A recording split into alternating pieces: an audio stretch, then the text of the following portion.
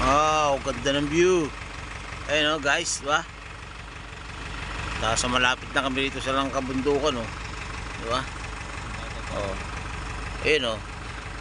Bundok na yun. Yun. Ito pala, ito. Ganda, diba? Mga kabayan din dito. Ayun, oh. Tulay. Ayun, oh. Ayun, oh. Diba? Tulay, oh. Wow, napakataas ang tulay. No? Mga nire-reklapan yan. Yan yung ano nung nabaha.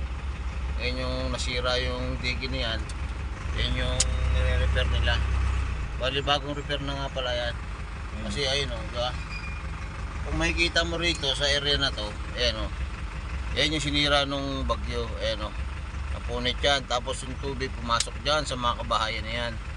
Sa mga kabahayan yan. Nagbaha, bali nagbaha dyan. Pero nasa ibabaw ng bundok yan ha. O, diba? Mataas ng lugar na to. O, tignan mo naman, ito naman yung tulay. Diba? O, taas diba? So, nandito kami ngayon at nakatambay lang kami ngayon dito. Kasi wala pa kami masyadong ginagawa ngayon kasi break time pa. O, diba? Tignan mo, ganda ng lugar oh. Nice view. Diba?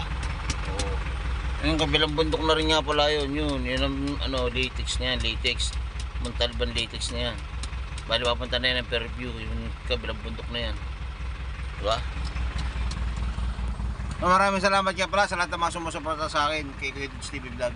Sa lahat ng mga supporters ko dyan, God bless sa inyo lahat at palagi kayong mag-iingat. Supportahan nyo sana yung page ko na Kuya Dudes TV 0.0 dahil yun yung page ko ngayon sa Facebook na yung Kuya Dudes TV ko kasi ayaw na mabukas.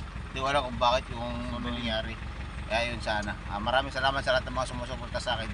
Sa TikTok ko, Kuya Dudes TV, maraming salamat. Mga pala yung kasabahan kong abnormal oh. Oh, paborito! Siyempre! Animal. Harurot animal. At talagang may nangyayari na. God bless.